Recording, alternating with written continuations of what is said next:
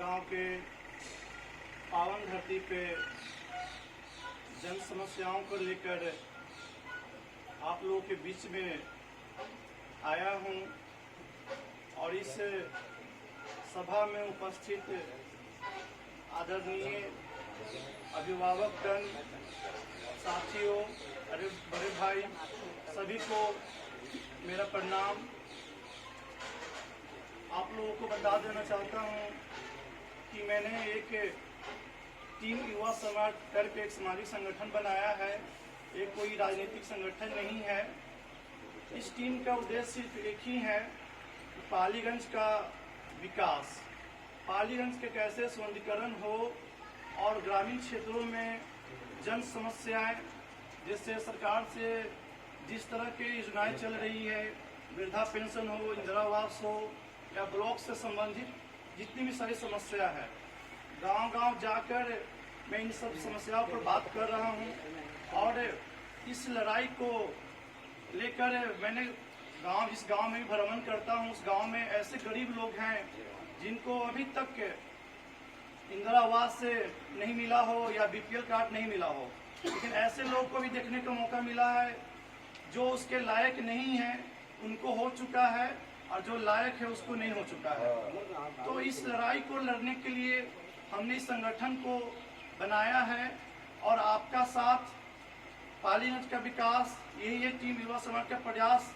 के नारों के साथ हमने हर एक गांव में जा रहा हूं और विकास की बात को लेकर आगे आ रहा हूं। और मैं इस सामाजिक सेवा में करीब 4 साल से लगा हुआ हूं और 18 से मैंने पालीगंज की समस्याओं के लेकर धरना प्रदर्शन हो या अनशन हो मैंने किया है, चाहे रेलवे की हो, बिहटा से औरंगाबाद की रेलवे की हो।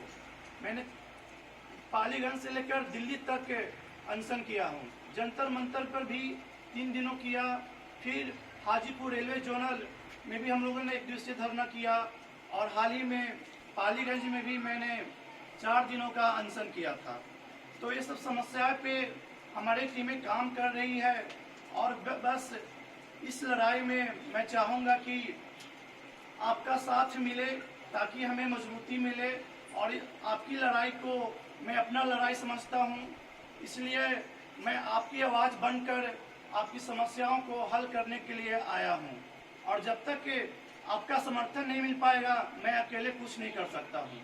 और जो भी समस्या है पालीगंज के लेकर हम लोगों ने लगातार कर रहा हूँ, उस समस्या पे कुछ हल भी हुआ है और कुछ चीज़ें हैं कि बाकी भी है और कुछ चीज़ें हैं कि जो प्रोसेस में भी है। तो ये सब समस्या को लेकर हम लोग लगातार काम कर रहे हैं।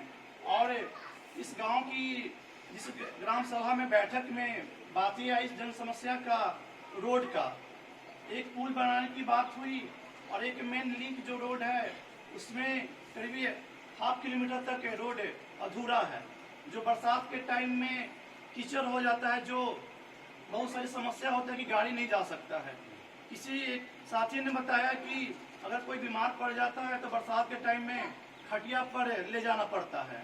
तो बहुत ही दुर्भाग्य है हमारे लिए, हमारे समाज के लिए, हमारे जो प्रतिनिधि हैं, नेतृत्वकर्ता हैं, हमारे जो गवर्नमेंट है, उन सभी के लिए दुर्भाग्य की बात है, शर्म की बात है कि आज़ादी का 70 साल से ऊपर हो चुका है, लेकिन अभी भी हम लोग जन समस्याओं से घिरे हुए हैं, भ्रष्टाचारों से घिरे हुए हैं, दलालों से घिरे हुए हैं। और इस सब समस्या से निकलने के लिए एक नेतृत्व की जरूरत पड़ता है, लड़ाई की जरूरत पड़ता है। और अभी एक कहावत है, सही में कहा गया है, जब जोर लगाता है तो पत्थर भी पानी बन जाता है। अगर हम लोग दृढ़ संकल्प ले तो जो काम नहीं होने के लिए है वो काम भी हो जाएगा। लेकिन सबसे पहले जनता को जागरूक होना पड़ेगा, क्योंकि जनता ही समाज का एक बड़ा शक्ति होता है। अगर जिस दिन जनता जाग जाएगी उस दिन कोई समस्या नहीं होगा। बहुत सारे समाज में ऐसे होते हैं, अगर आज हम यहाँ पे आए हैं, अगर मेरे नेतृत्व में, हम तो सिर्फ आपके लिए संघर्ष कर सकते हैं, लड़ाई लड़ सकते हैं। अगर ऐसे प्रतिनिधि हैं जिनके हाथ में शक्ति है, उनकी करने की क्षमता है, तो बहुत सारे समाज में लोग हैं कि उनको बैठाने का काम करते हैं। क्यों बैठा रहे हैं आप?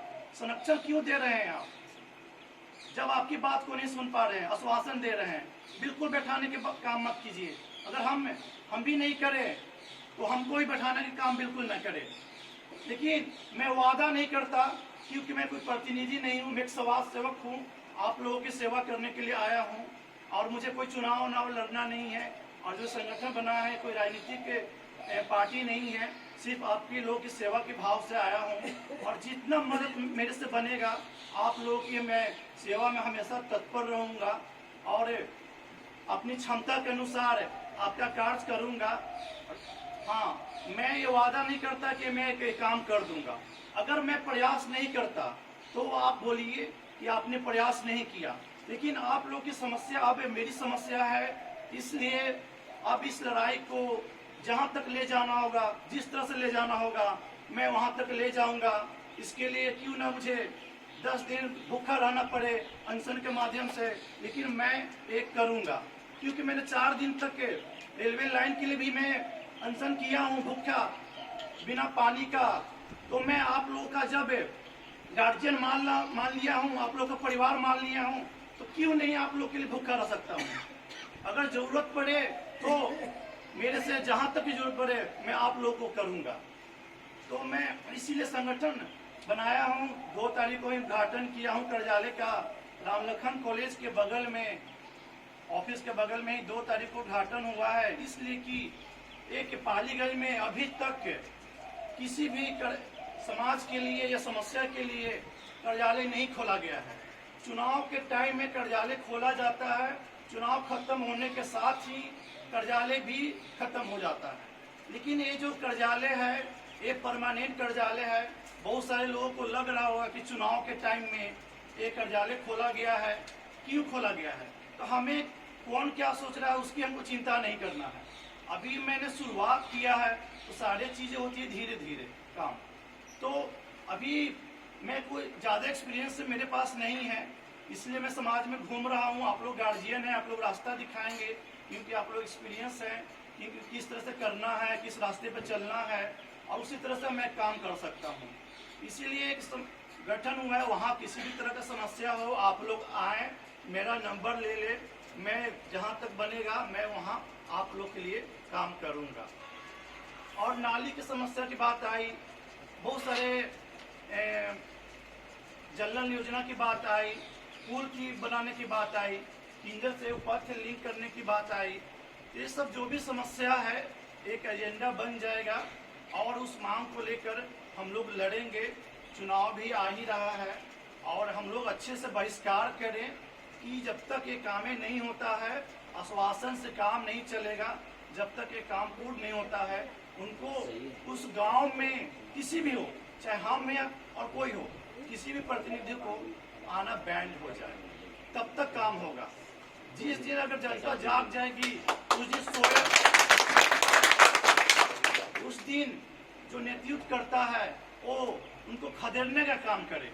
एक शेर होता है जंगल में, लेकिन पूरा अपने दहाड़ से वो पूरा जंगल में अपने कब्जा बनाए हुए रहता है, लोगों को डर से भगाते रहता है। लेकिन अगर जंगल में करीब मान के चलिए कि 1000 ही जंगल में जानवर होंगे, लेकिन एक जंगल शेर सिर्फ सभी पर भारी हो जाता है। अगर सभी लोग एक हो जाएं तो शेर भाग जाएगा। बिल्कुल, आप कहीं कहीं वीडियो भी देखे होंगे डिस्कवरी चैनल पे, इससे बहुत सारा भैंस वगैरह हो, चाहे हिरन वगैरह हो, किसी तरह से होता है, शेर उस पर हावी होता है। लेकिन जब एक झुंड आता है किसी भी जानवर का, तो जो बलशाली जानवर होता है वो भाग जाता है। तो वही हम लोग को बलशाली बनना होगा, एकता करना होगा, ताकि अपने संघर्ष को लड़ना होगा। अगर हम लोग बढ़ जाते हैं खुद में, वो भी प्रतिनिधि आते हैं, आश्वासन देके चले जाते हैं, बढ़ जाते हैं, चलो वो आ गए, बैठा दिए, वो कर दिए। लेकिन सभी को जिस तरह से बैठक हो रहा है यहाँ पे, उसी तरह से प्रतिनिधि आते हैं, उनको बैठक बुलाइए रिकॉर्डिंग के साथ, और लिखित रूप से लिखवाइए, क्योंकि आपके हाथ में काम करने की शक्ति है, आप ये काम कर सकते हैं। तो आश्वासन से काम नहीं चलेगा। उस लड़ाई में मैं आपका साथ भी रहूँगा, जब बुलाइएगा तब आ जाएंगे। विमल व्यास से हमेशा मैंने 2 साल पहले भी छठ में आया था, वहाँ उद्घाटन में, वहाँ पर भी बात हुई थी और हमेशा विमल भैया से बातचीत होते रहता है। मैंने इसके पहले अनशन भी मैं कर रहा था तो विमल भैया से पूछा भी था कि भैया से रोड वाला जो है उसका कुछ हुआ है कि नहीं, उसका मुख्य एजेंडा में हम डाल दें अनशन में। तो उस टाइम कुछ आश्वासन मिला था कि ये काम मतलब होगा, लेकिन आश्वासन के चलते वो काम अभी तक नहीं हो पाया है। कल भैया कृष्णा भैया आए ऑफिस में, तो वहाँ पर उन्होंने बैठे तो परिचय उचय हुआ, तो मैंने खुद से ही उस बात को निकाला कि भैया आपका वहाँ गांव में समस्या है इस तरह का, क्या वो रोड लिंक के मतलब कुछ हुआ है कि नहीं हुआ।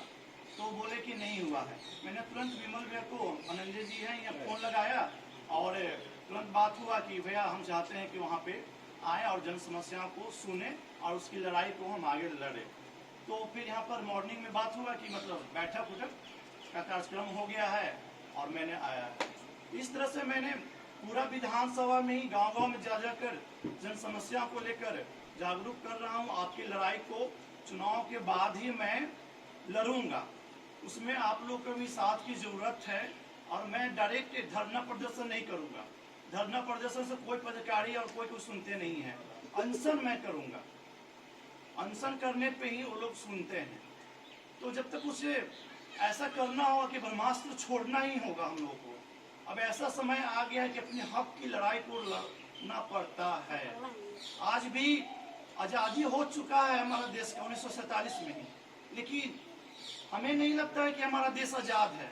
आज भी गुलामी जंजीरों में फंसे हुए हैं लोग, क्योंकि अपने हक के लिए, लड़ाई के लिए लड़ना पड़ता है, बार बार दौड़ना पड़ रहा है। ये कैसी आज़ादी?